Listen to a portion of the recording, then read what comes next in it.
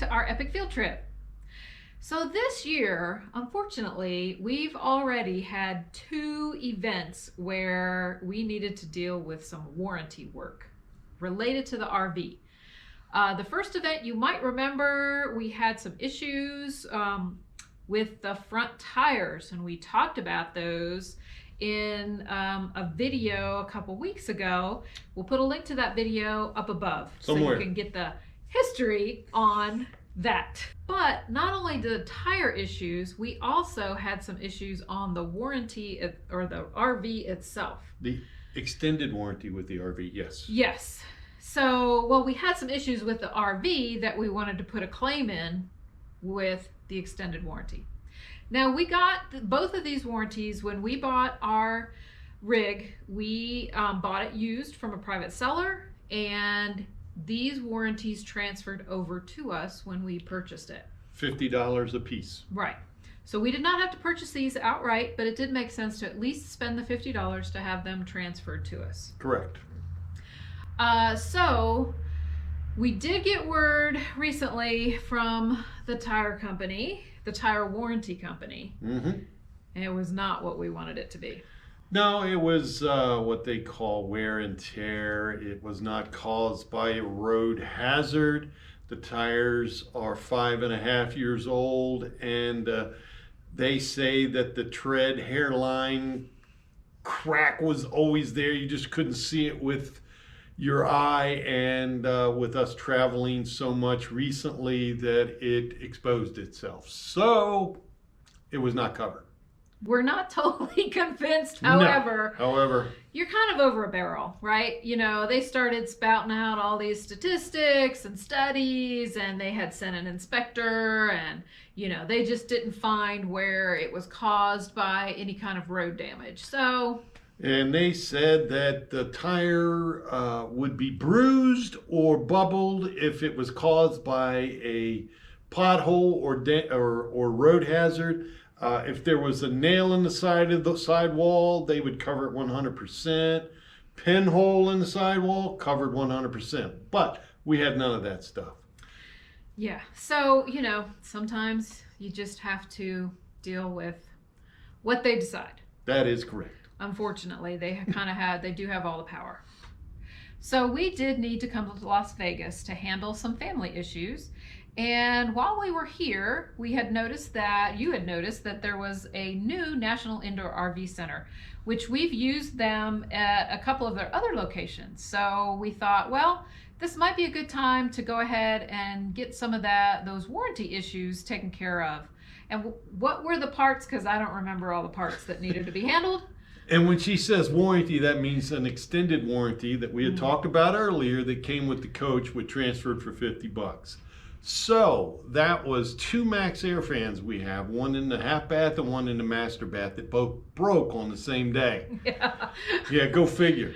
And then what we call the light switches in the coach are made by Firefly, and the extend portion of the passenger side slide was not working at all.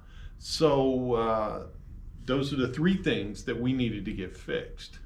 Now, he had been kind of babying that switch because when you think about the slide not wanting to extend, he was able for several months to be able to go out and kind of switch the wiring and make it extend.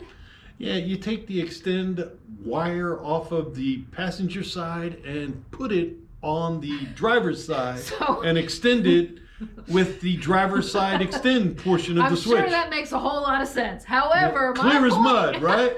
However, my point is we were hobbling along. Yeah, we got it. It came in and out. It came in and out, and we were able to manage. But, you know, that does become kind of annoying. So we wanted to get that taken care of.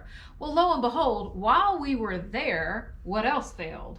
Oh, yeah, the motor for the driver's side slide, the gears inside teeth broke while we were there. Fortunately, while we were there, because that's a big failure. I mean, you're not gonna monkey around with that. No, the slide would not go in and out. No. So that was, we added that to the warranty issues that needed to be dealt with. Yes. Yeah.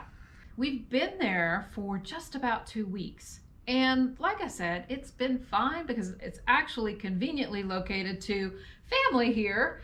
But we thought it would be good to kind of explain how the warranty process works and that it does take quite some time. And you kind of have to be prepared and realize that there's not a whole lot you can do to expedite things along the way. It just, as examples, I knew the switch was bad on the control for the Firefly, and I told everyone at NIRVC that, yet they have to go through the whole process themselves to verify and guarantee that, yes, that's what's broken. Same with the Max Air fans. The arms were broken. Nothing was working, but they had to go through and diagnose everything. The motor, the same thing. Yeah. So they have to, all the problems have to be diagnosed by a technician from NIRVC very first thing. Yeah, so that's the first thing that has to happen. They have to verify, like you said, that there is actually a problem. And then they put all that in a report that goes to the warranty company. Yeah. And in some cases, and this was the case for us, the warranty company may choose to send out an inspector. Yeah. So that inspector, that step, that could take up to 48 hours for them to get somebody scheduled to come out. That is correct. And that was about right for us, right? So, it takes them maybe a day or two to get the diagnosis done.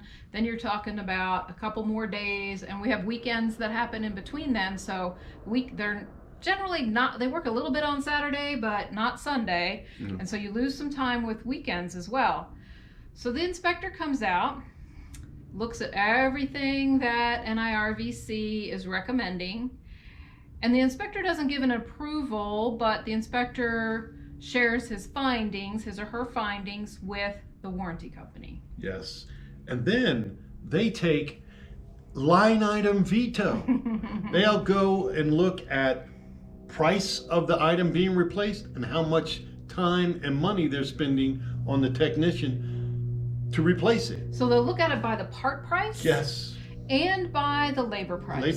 So they'll determine, okay, and it could be that, and this is one of the reasons we didn't want to go ahead and order the fans, for example. It seemed like a pretty cut and dried thing. Well, go ahead and order the fans. That way they'll already be here. Well, it's possible that the warranty company could look at it and say, no, it's just the arm that's broken. We want you to just order the arm and replace that, right? And if you've already ordered the fans, then you're stuck with paying for the whole fan. Right. Yeah, so the warranty company can come in and say, no, we don't want to pay for the whole assembly. We're only going to pay for this little sub-assembly piece of it. And NIRVC or your service center may say, we need 3 hours to complete the job. But the warranty company might say, no, it's 1.7 hours. Yes. Right? So all of that needs to happen, and that takes a little bit of time. It does. And they don't order parts until all that is done. And this is what your warranty company is going to pay. And then you've got to make a decision on what you want to do. Then they'll order the parts, and it could take 2 to 7 days for all the parts to get there. Yeah. So in our case, most of the parts were going to come within a couple of days, but that Firefly switch. Yeah, it was going to take up to 7, so we had to pay ourselves extra to get it there in 2 days. Yeah. So any expedited or express shipping that you might want to do, that's going to be completely on you. The warranty company is not going to entertain that at all. Nope. Yeah. Not at all. So then you have to wait for the parts to come in, and then the work can begin. So you can see why we've been here nearly 2 weeks already, and we are currently at the stage where we've gotten the warranty company to say what they're going to pay for and what they're going to authorize.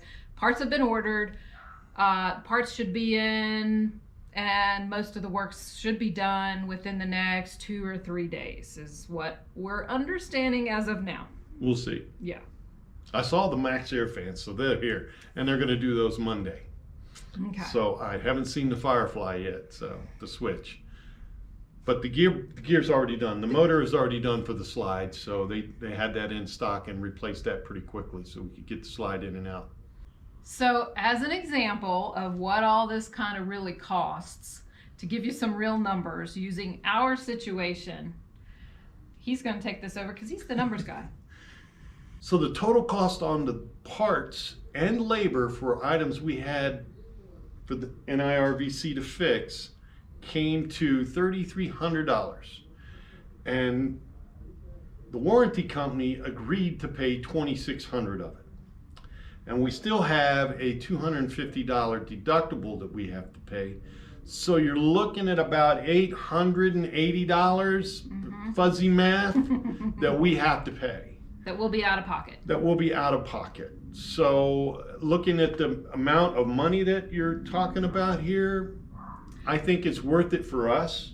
It's worth it for us, because otherwise for this event we would have been out $3,200. $3,200. Yeah. So we're only out $800, maybe $900.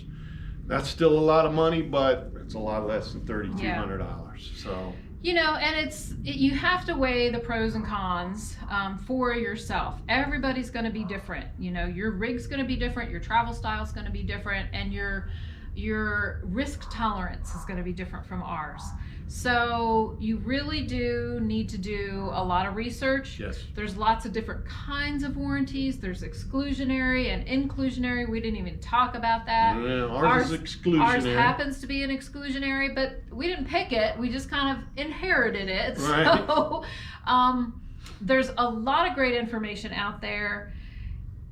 And if you've had any experiences with warranties on RVs yourselves, please put those in the comments below. It would really help us a lot, and it would help our community a lot. And if you have any questions about warranties, RV related warranties, put those in the comments and we'll do our best to find the answer for you. We absolutely will. So if you found this video helpful, please give us a thumbs up. And if you're not a subscriber yet, hit that subscribe button. Till next time. Go find your adventure. And maybe in our world here, there lives a happy little mountain.